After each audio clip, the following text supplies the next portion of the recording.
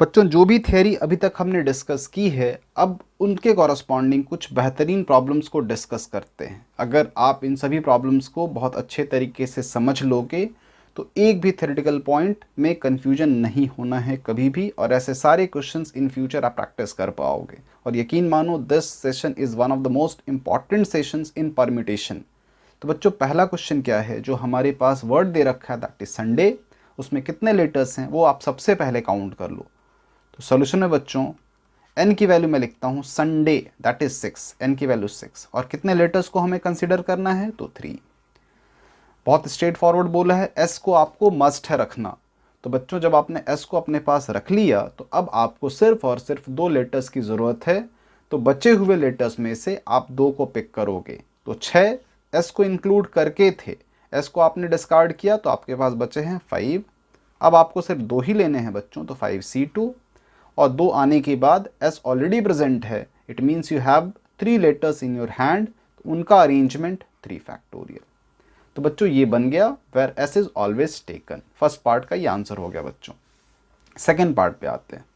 Second part में S never taken, तो बच्चों 6 थे, एस छोड़ के ही चला गया, तो बच्चे हैं 5, और 5 में से हमें कितने कंसिडर करने हैं बच्चों 3 इंटू 3 फैक्टोरियल।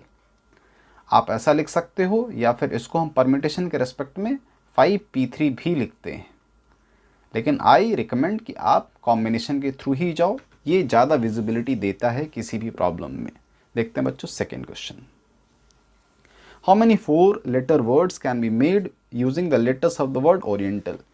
तो बच्चों सबसे पहले तो हम n की वैल्यू नोट डाउन कर लें, n इज इक्वल टू 8, और बच्चों r की वैल्यू कितनी है यहाँ तो 4। रिजर्वेशन किसको मिला हुआ है, a को, इसका मतलब बचे हुए 7 में से मुझे 3 ही लेने, और बाकी सबका अरेंजमेंट तो 4 फैक्टोरियल। तो ये फर्स्ट पार्ट हो गया बच्चों। सेकेंड पार्ट पे आते हैं। सेकेंड पार्ट, सेकेंड में बोला है आर एंड एल को रिजर्वेशन दिया गया, इसका मतलब आउट ऑफ 8 2 आपने ले लिए तो बचे हैं 6। 6 में से अब आप कितना सेलेक्ट करोगे, सिर्फ और सिर्फ 2, एंड ऑब्वियसली वर्ड बनाते वक्त सबको कंसिडर करना होगा, सबको मतलब all 4 letters must be taken into consideration, तो यहाँ 4 फैक्टोरियल। ये सेकेंड पार्ट भी बहुत सिंपल था बच्चों। थर्ड बोला है R and L taken but always together, तो यहाँ बच्चों स्ट्रिंग मेथड आ गया। स्ट्रिंग मेथड से रिलेटेड एक दो बेसिक क्वेश्चन मैं आगे भी बताऊंगा। अगर कन्फ्यूजन यहाँ होता है बच्चों तो आप पहले थोड़ा आगे जो बताऊंगा वो देख लेना, फिर यहाँ वापस आके समझ लेना, ईजिली समझ में आ जाएगा। वैसे है बहुत आसान, मैंने थियरी में भी इस चीज़ को बताया हुआ आपको।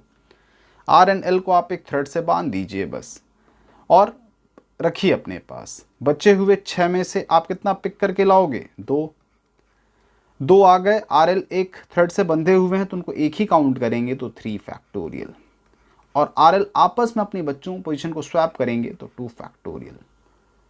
तो ये थर्ड क्वेश्चन भी बहुत इजी था।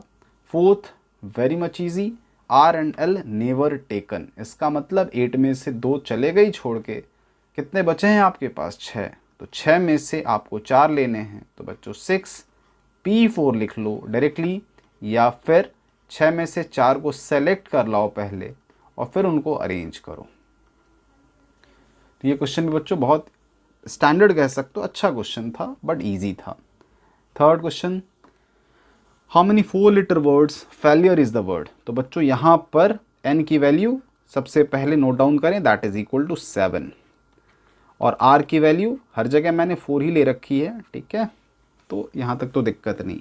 f and e is taken in each arrangement, very much similar to the previous question. बचे कितने मेरे पास 5 में से कितने लेने हैं मुझे 2 और 4 फैक्टोरियल। ये फर्स्ट पार्ट तो हो गया भाई। सेकेंड पार्ट में बोला f and e is taken in each arrangement but always together, तो सेकेंड पार्ट में f और e को हमें एक साथ रखना है बच्चों, तो वापस से स्ट्रिंग मेथड यूज करें, तो 5C2 2 हम पिक कर लाए, FE एक पैकेट है तो 3 फैक्टोरियल, और इनटू FE का आपस में 2 फैक्टोरियल। ये बच्चों हो गया हमारा FE ऑलवेज टुगेदर। थर्ड में बोला F and D taken but never together, तो don't you think this is inspired from first and second both. Third part में आप क्या बोलोगे, FE को कंसीडर किया और कोई कंडीशन कुछ नहीं है, तो 5C2 इंटू 4 फैक्टोरियल। कोई कंडीशन कुछ नहीं है। Minus always together denotes what, never together. तो ऑलवेज टुगेदर ये सेकेंड केस था हमारा। 5c2 into 3 factorial into 2 factorial. तो बच्चों इन दिस वे जो पहला पार्ट था हमारा थियरी का, जिसमें हमने कुछ लेटर्स को रिजर्वेशन दिया था, वो पार्ट हमने यहाँ कवर अप कर लिया। अब बच्चों बात करते हैं जो लास्ट थ्योरेटिकल पॉइंट था हमारा, जहाँ पर सारे के सारे लेटर्स डिस्टिंक्ट नहीं थे, तो फिर वहाँ हम परम्यूटेशन कैसे कैलकुलेट करते थे। तो बच्चों वहाँ मैंने आपको बताया था, मैं वापस से इन सभी क्वेश्चंस के थ्रू सेम थियरी बता रहा हूँ आपको। जैसे एग्जांपल एप्पल है मेरे पास, तो इसमें कितने लेटर्स हैं बच्चों, 1 2 3 4 5, तो कितना अरेंजमेंट पॉसिबल है, 5 फैक्टोरियल। बट सिंस p यहाँ 2 बार रिपीट हुआ है बच्चों, तो 2 फैक्टोरियल से आप डिवाइड करोगे। जब भी रिपीटेशन होगा उस पर्टिकुलर काउंट से डिवाइड करना होता है। सेकेंड क्वेश्चन बच्चों बहुत सिमिलर है, जैसे इसको लिख लो B A N A N A। देखो टोटल कितने हैं, 3 + 2 5 + 1 6, तो टोटल 6 फैक्टोरियल। और रिपीटेशन किसका किसका हुआ है, ट्रिपल A तो 3 फैक्टोरियल एंड डबल N तो 2 फैक्टोरियल। तो होप बच्चों ये कंसेप्ट भी आपको बहुत अच्छे से समझ आ गया होगा कि कैसे आइडेंटिकल ऑब्जेक्ट्स के प्रेजेंस में परम्यूटेशन को हम परफॉर्म करते हैं। अब स्ट्रिंग मेथड के क्वेश्चंस की बात करते हैं बच्चों। इसमें क्या करना होता है, जिन चीज़ों को भी आपको एक साथ रखना होता है उसे आप एक स्ट्रिंग से बांध देते हो और उसको एक पैकेट काउंट करते हो बस। जैसे इस पर्टिकुलर क्वेश्चन में बोला है 5 boys 3 girls to be seated in a row so that girls are never together. तो बच्चों this corresponds to all possibilities minus girls are always together। थोड़ा सा ऐसे क्वेश्चंस को आपको स्टेटमेंट वाइज समझना पड़ता है। मैं लिख देता हूं, girls never together, never together equal to what, all possibilities, all possible ways of the arrangement, all possible ways minus always together, girls always together। तो ज़रा एग्जीक्यूट करते हैं इसको। ऑल पॉसिबिलिटीज़ का मतलब बच्चों 5 बॉयज़ 3 गर्ल्स तो 8 फैक्टोरियल। ये पूरा तरीका हो गया जिनसे आप बच्चों को एक रो में अरेंज कर पाओगे। माइनस गर्ल्स ऑलवेज टुगेदर, तो गर्ल्स का एक पैकेट बना दो आप। 5 बॉयज़ तो 5 पैकेट्स, गर्ल का एक पैकेट तो 6 पैकेट, 6 फैक्टोरियल। और बच्चों गर्ल्स का आपस में अरेंजमेंट तो 3 फैक्टोरियल। ये बच्चों आंसर हुआ corresponding to question number 6। Seventh भी बच्चों बहुत सिमिलर है क्वेश्चन नंबर 6 के। The word is what, daughter. Daughter में बोला वॉवेल्स ऑलवेज कम टुगेदर। तो बच्चों इसमें लेटर कितने हैं, तो सबसे पहले लेटर को हम काउंट करते हैं, तो वो हमें दिखता है n = 8। अब 8 में ऑब्वियसली आपको वॉवेल भी काउंट करना पड़ेगा। तो वॉवेल्स कौन कौन से बच्चे, A, U एंड E। तो वॉवेल्स इसमें मिल रहे हैं मुझे A, U and E, that is 3 number. Vowels 3 ही हैं। तो बोला है so that vowels always come together. तो बच्चों कॉन्सोनेंट्स कितने हैं आपके पास, 5।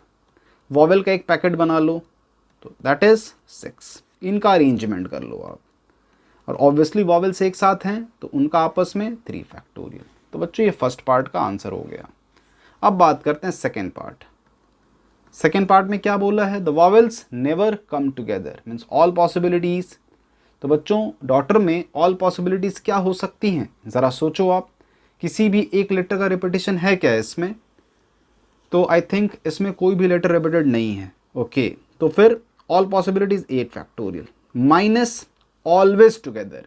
जस्ट थोड़ी देर पहले मैंने ये थियरी आपको बताई थी, कभी भी नेवर टुगेदर का मतलब all possibilities minus always together. Always together अभी हमने कैलकुलेट किया 6 फैक्टोरियल इंटू 3 फैक्टोरियल। तो बच्चों ये क्वेश्चन भी हमारा यहाँ खत्म हुआ। देखते हैं नेक्स्ट क्वेश्चन नंबर 8। ये बहुत इजी क्वेश्चन है बच्चों, बहुत फेमस क्वेश्चन भी है 9 examination papers. To be arranged so that best and worst never come together. Never come together वापस से सेम लॉजिक, ये हम प्रैक्टिस करते आ रहे हैं बच्चों। All possibilities that is 9 factorial और माइनस ऑलवेज टुगेदर। तो बच्चों टोटल 9 थे, बेस्ट वर्स्ट 2 हटा दो तो बचेंगे 7। बेस्ट वर्स्ट का एक पैकेट बना लो तो वो 8 हो जाएंगे। और उनको आपस में हम अरेंज कर पाएंगे तो 2 फैक्टोरियल। तो in this way question number 8 बहुत आसान था।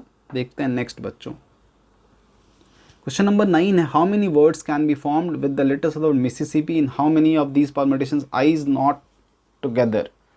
तो बच्चों ये क्वेश्चन बहुत फेमस एनसीईआरटी का क्वेश्चन है, ठीक है। सबसे पहले तो आप मिसिसिपी के लेटर्स को ही काउंट कर लो। तो टोटल कितना है इसमें, एन की वैल्यू 11 है। और 11 लिखने के बाद थोड़ा सा आपको ऑर्डर पे लिखना पड़ेगा। तो चलो मैं ज़रा लिखने की कोशिश करता हूँ। एम आई कितने हैं आप काउंट करो, यू विल गेट इट 4, 1 2 3 4। अब हम एस को काउंट करें तो एस भी 4 ही दिख रहे हैं, 3 4।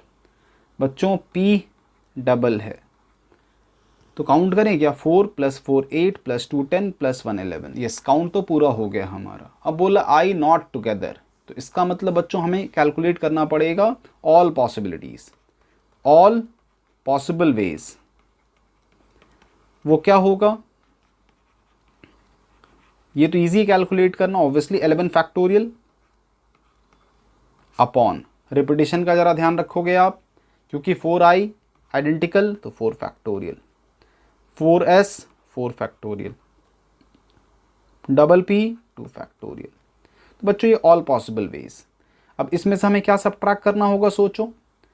4i's always together, 4i's always together.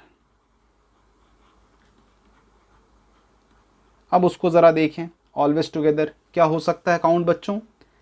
तो मेरे पास टोटल 11 थे, 4 आई मुझे छोड़ के चले गए, बचे 7, आई का एक पैकेट बन के आया तो 8 फैक्टोरियल अपॉन।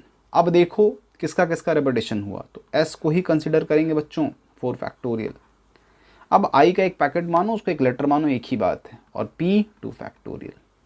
तो बस दिस माइनस दिस कर लेना बच्चों, ये आंसर हो जाएगा।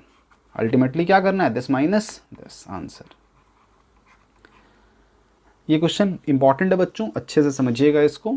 अब बात करते हैं बच्चों अपने last question, that is question number 10। The word is what, permutations, और बोला है P and S always together. तो बच्चों सबसे पहले तो आप लेटर्स को काउंट कर लो, कितने हैं परम्यूटेशन में, तो एन की वैल्यू यहाँ मिलेगी आपको 12। अब P and S always consist of 4 letters in between. तो देखो एक बात बताता हूँ, ध्यान से समझना, 2 3 4 और यहाँ एस को लिख दो। तो 4 2 6 और 3 4 5 6। तो बच्चों ये 12th पोजीशन है। और फिलहाल जो मैंने केस लिया हुआ है उसमें एस कौन से पोजीशन पे, 6th पोजीशन पे। तो पी एंड एस के बीच में अगर हमेशा ये 4 लेटर्स हैं तो एस कब कहाँ तक अपनी पोजीशन को पहुँचा पाएगा, 6th पोजीशन से 12th पोजीशन तक। और तो कोई पॉसिबिलिटी नहीं है बच्चों। तो किसी का रिपीटेशन है क्या, ध्यान से देखो, डबल टी है, परम्यूटेशन में डबल टी है।